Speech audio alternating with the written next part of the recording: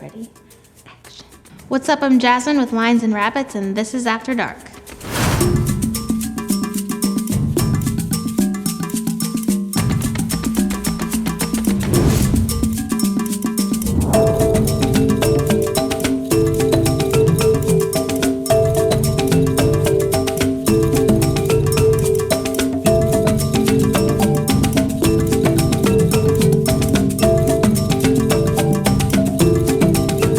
After Dark is one of the many initiatives led by Lions and Rabbits. As a nonprofit, we're dedicated to creating equitable opportunities for local artists. This year, we wanted to focus on 35 murals in 5 separate neighborhoods.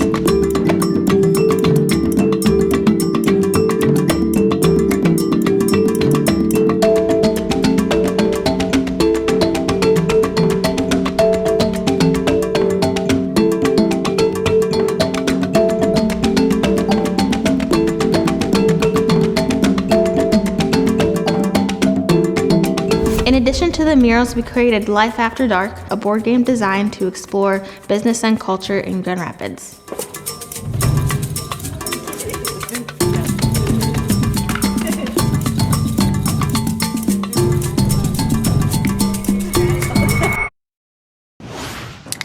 One mural at a time. We have Crescent, we have Southtown, we have the West Side, we have Michigan Street, and then we have downtown. Art is connecting neighbors throughout Grand Rapids, creating economic development and equity along the way. Ugh. Woo! I don't know how to stand. We're bad at this. I'm gonna try and not get nervous. Check. Yeah, sorry, I'm pacing a little, aren't I? Yo, what up? This is DJ Kion Brook coming at you hot.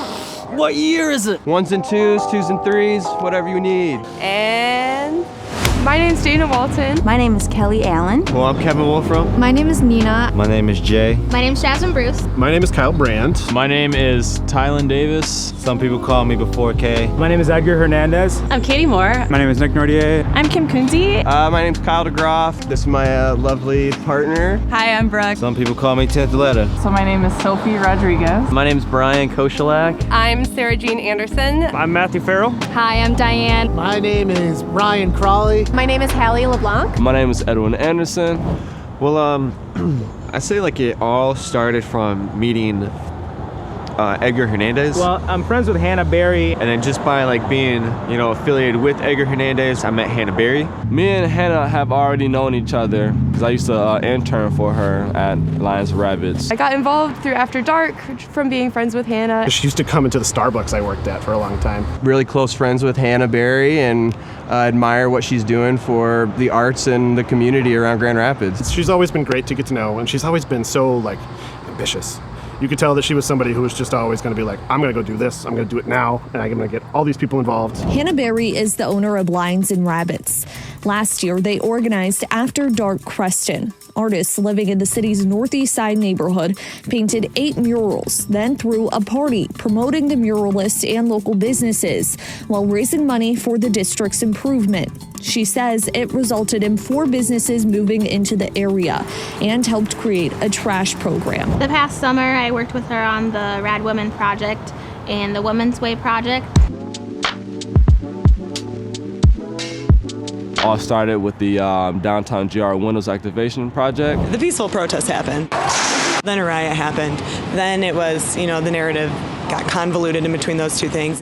The riot in downtown Grand Rapids that followed that peaceful protest left the city reeling. Hundreds of windows left smashed out, storefronts decimated. What is next was everybody's question when they woke up. So this is what's next.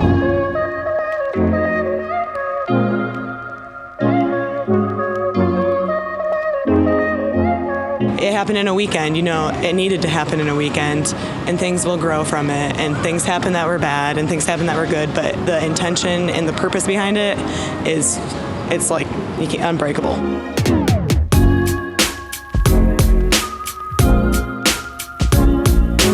I first got involved with After Dark in 2019 when they did the Creston Street Party, and we had a juggler, and it was really a lot of fun. From that moment, I was hooked, and I knew that this is something that I have to be a part of as long as I live in this city. They offered me the opportunity to go beautify a neighborhood, and I was like, okay, I'm down for it. I got lucky enough to be approached by my buddy Brian. Man, that is a big looking dog. They kind of all like merged together. Yeah, so here I am painting a mural and organizing some artists.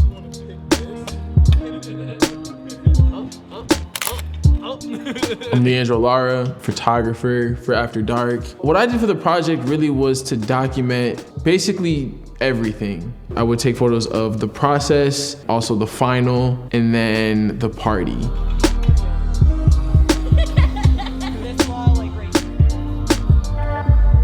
So this is my first mural. This is my first mural project. So this was my first mural. This is my first big mural. So this is my first mural I've ever done. This is the first mural I've ever done. This is my first ever public mural. This wouldn't be my first mural that I've done, but I would say as far as like a mural at this height, yes. It had its own challenges, but I was really glad that one of the challenges wasn't height. I didn't need to use a lift for this one. Actually getting the lift through here, you can see this like track. So we tried rolling the lift through here without the track, and you were here for that. That was really awful, just the worst thing ever. So we tried to like take this lift up this little hill right here, and it just got stuck. So that entire day was a wash, and then we had to wait till the lift get here, and then we had to wait for the track to get here, had to wait for paint and stuff like that. So it's like every mural is so different, and it's all like laundry list of, you know, pros and cons to why it's a fun project or why it's a not fun project. It's definitely different from doing like your typical like small canvas work. When looking at the wall, it was like, oh, okay, this isn't that big. I have so much more respect for people who do murals. It's just such an immense undertaking, and you really just don't know like anything else until you take it on. The wall was a little intimidating. I had to clarify, like I got this entire wall. It's just kind of logistically kind of tough. Things aren't always going to work out the way that you envision it, so you have to learn to navigate and be flexible. From a conceptual / submittal phase to get things approved through the cities and business owners and building owners, it's like each project's different. There's a little bit of difficulty trying to get a spot. Had a few locations back that way that just weren't working out. Being able to do a collaborative mural was definitely exciting and difficult at the same time, right? Because the artists that I chose for this mural, we all have very different styles. I definitely didn't think I was capable of painting a huge mural. I'm really glad that I did it in collaboration, and I was able to learn a lot from Kyle from that. The most challenging part of doing large-scale murals for me is the projecting of the image part. The projection process was extremely difficult for this one. The projection issues, you know, trying to find out how power access or setting up to have it registered because you're framing it in different compartments. I've spent hours just trying to align it correctly.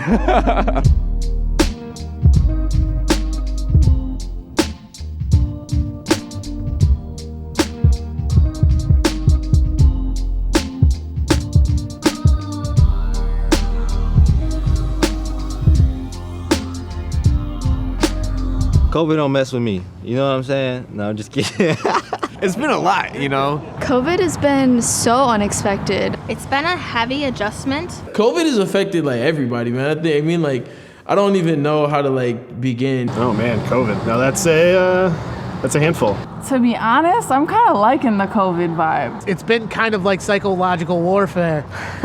In many ways, like horrible for everybody, but in a few ways, I think everybody can identify some blessings from it. It's scary to have an epidemic going around. It's made me think about people in a whole different way. COVID actually forced me to get creative and figure out how to make money when I didn't have a job. All I do is just exercise, break, draw, just get my skills up, because like this is a good opportunity to just build yourself up. It makes me value projects like this even more. I'm introverted, so in some ways I think I fared a little bit better than some people, maybe. I'm also slightly introverted, so I kind of thrive in this setting. But right, we're like pretty used to being at home in our studios or like wherever you make art.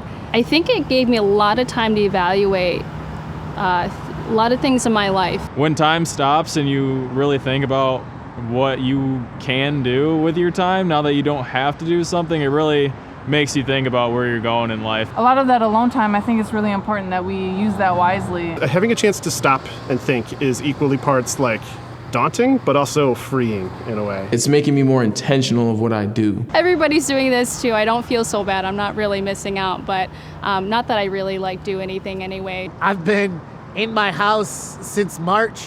Probably the coolest part is getting a chance to get out the house. I've worked at home since March, so just being able to get outside and paint has been huge. I haven't really had the opportunity to do something big out in the public. So the very first day I came out here a few days ago and got the outline up, that changed my mentality. I felt normal again. Nothing's promised, and so, whatever you want, you kind of have to go for it. It helped push me right to the door opportunity to just go right after it and say like, well, what am I waiting for? To be able to get out, do something with my hands and get expressive, use my personality and put it up on something. I think collectively we're just doing the best we can, and every day's a blessing, and moving on is the best that we can move on. So yeah. Everybody knew that we were gonna have to wear masks, so I figured out a way to make a design, found a local printer in Grand Rapids, we chopped it up and made these masks. That's all we can do, and just help each other. That's the main thing to take away. Once everybody really come back, it's gonna be phenomenal. Yeah.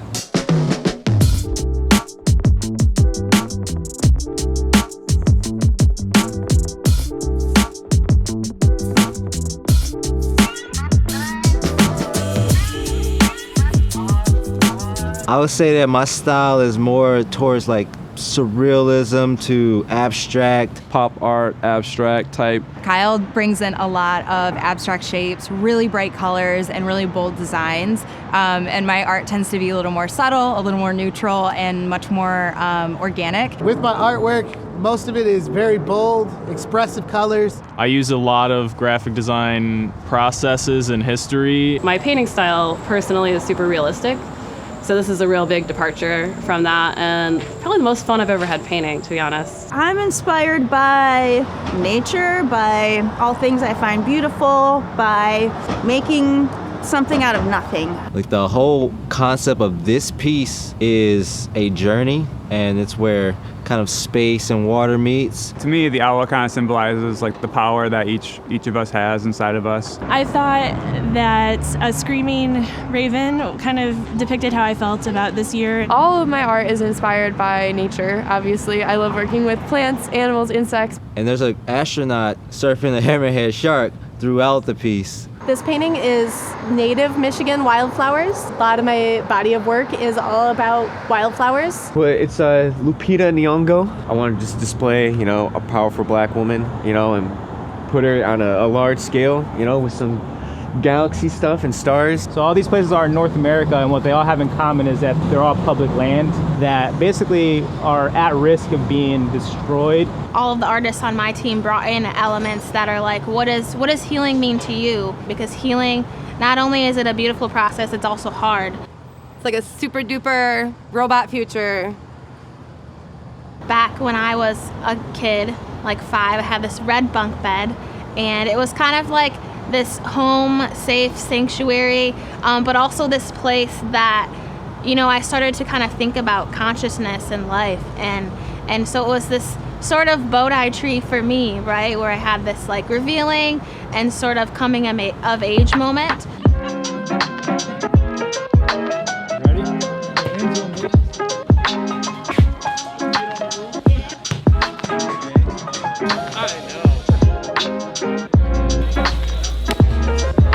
So process-wise, I just started creating creatures. Can you explain this to me again?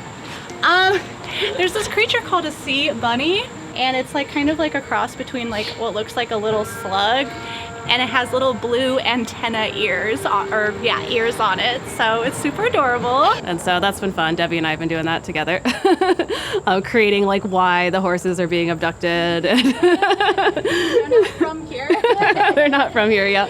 So what I ended up doing is like I wanted to incorporate the colors. Once that is up, I will put together this illustration that's kind of like a hidden picture, if you remember highlights. I went on Google Maps and took a screen screenshot of the building, and then I drew a design over top of that. There was no projection or anything like that, just a ladder and a pencil and tape. It was obviously interesting trying to, one, figure out how to combine two of our styles, but then two, working in this relationship in an entirely new way. Planning for it was a little difficult because of the shape and the garage doors, and I wanted it all to be one cohesive piece. So I kind of just freestyled it. It was really fun to kind of like work together with the building owner like that to find something we both felt good about. I just kind of went for it and started doodling on the wall. So it was a very back and forth where it's like she would come up with an idea, I was kind of working on an idea, we would kind of showcase, share, talk, riff it out, go back,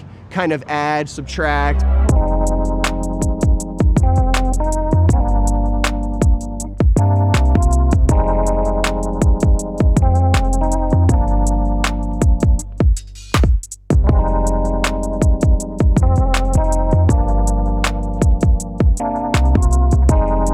After painting the wall, I've thought of a better process of doing things, but you know, it just came with experiencing the wall just to figure that out. Had some friends come out, help me block in the bold colors so that I could make sure that it stands out amongst this busy street and kind of stand out on its own.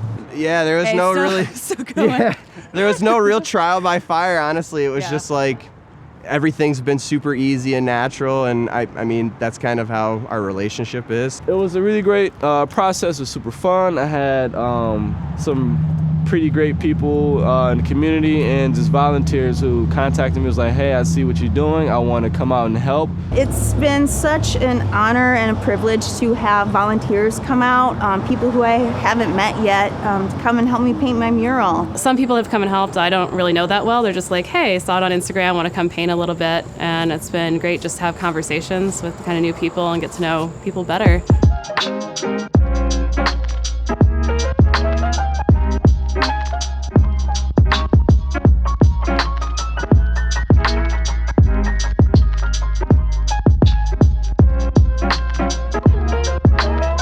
Why do people need to see art? I think people need to see art because like art is dope. I think art's really important because it allows people who aren't necessarily politicians or wealthy business owners or things like that a form of communication, and then the community can get behind it or have a conversation behind it. I think this summer when we were painting the mural was a great example of how public art brings people together. With the art I'm doing is very impactful because I'm able to see it on expressions of people's faces every day. Personally, it's really nice to be able to know that I made a mark on the city. Like, that was huge.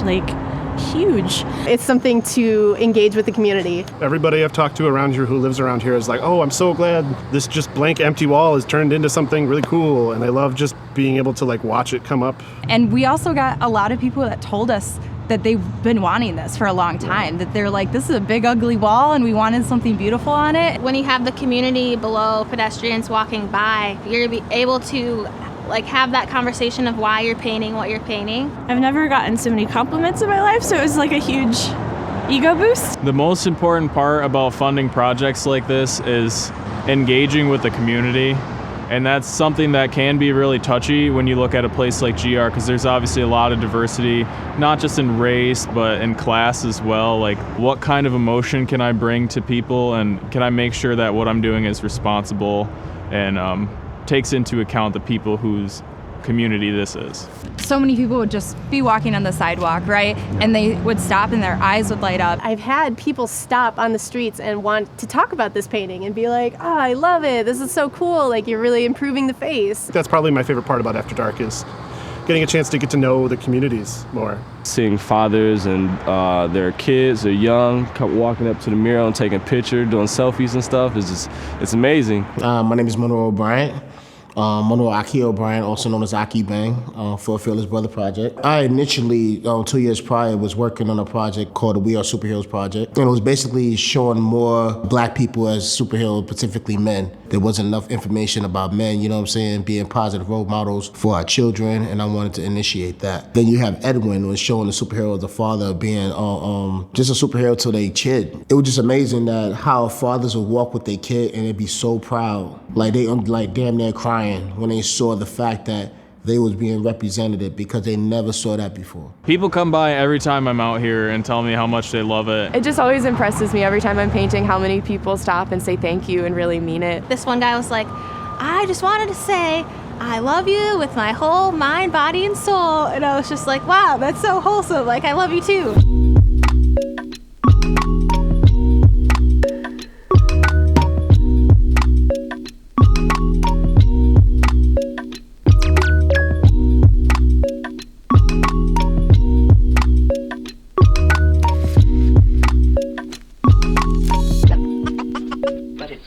The goal is, I think, that it just helps people to feel proud about where they live. People in those communities know that artists are thinking about them. They're here to represent them. It allows people to, digest a piece of work and then have a conversation with people immediately and then go home and be like, did you see that piece of art? I tell you what, or be like, I just didn't like this.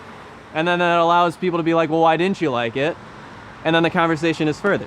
It's really nice that After Dark is giving these lesser known neighborhoods chances to, bring in local artists and just help pretty up some of the neighborhoods. The reason why I think things like this is important is because it helps build character, it helps build culture. It's a form of expression, not only just for me, but for the whole community. Art kind of seems to drive change just in general, and I feel like Grand Rapids is growing and has some changing to do to be a more inclusive space. I'll ramble about this all day, but I think a lot of people sleep on how important artwork is and how important it is just to start these conversations. And giving all these businesses that people kind of forget about because they're right off the freeway, a chance to hey, we're here, we're doing a lot of cool stuff. Like somebody could drive by this and be like, this is disgusting. But you had that thought, and then somebody else will have a different thought. And that's the amazing thing about art in general. Beyond a monetary or a financial or an economic gain that this area might get, it's bringing the perceived value to it. Then that will trickle down, and that will affect business, that will affect community, that will affect motivation and inspiration, and really just start lighting the match. And I think it's just kind of a domino effect from that point of just really curating a positive ecosystem of equity and value throughout the entire city and all these smaller neighborhoods and communities.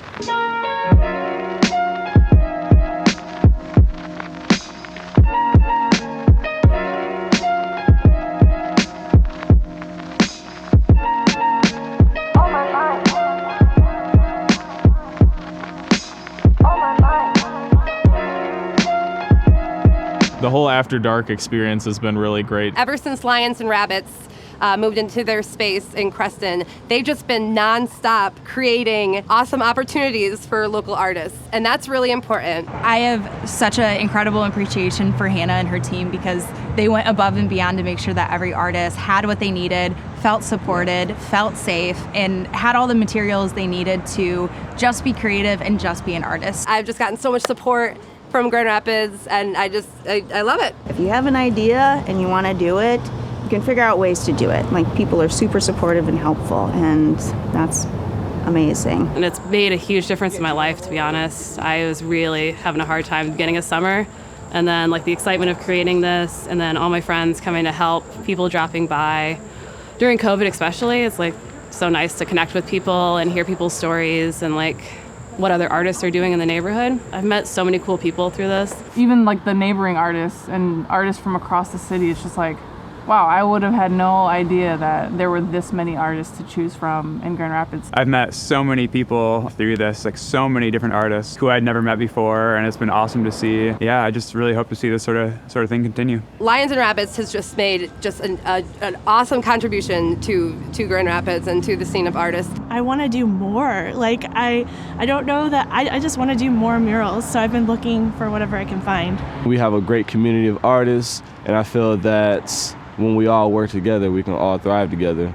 Kind of cool bucket list kind of thing, And really, the cherry on top was after every day, we got to have amazing drinks and food out Long Road. Hell yeah. We were pretty much in heaven, just painting on sunny days and then eating really good food. So no complaints. It was a happy month. Yeah. Lions and Rabbits in itself, this place is amazing. If this isn't here in the next 5 years, I'm low-key gonna be upset.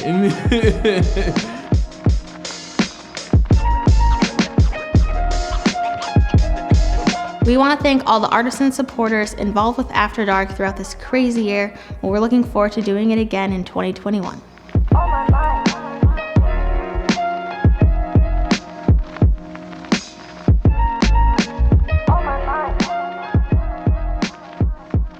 I'll say it. Roll the credits. And then walk off like mic drop. G-O-A-T. That's how you spell my name later. Yo, I gotta come up with something for my next work. Oh,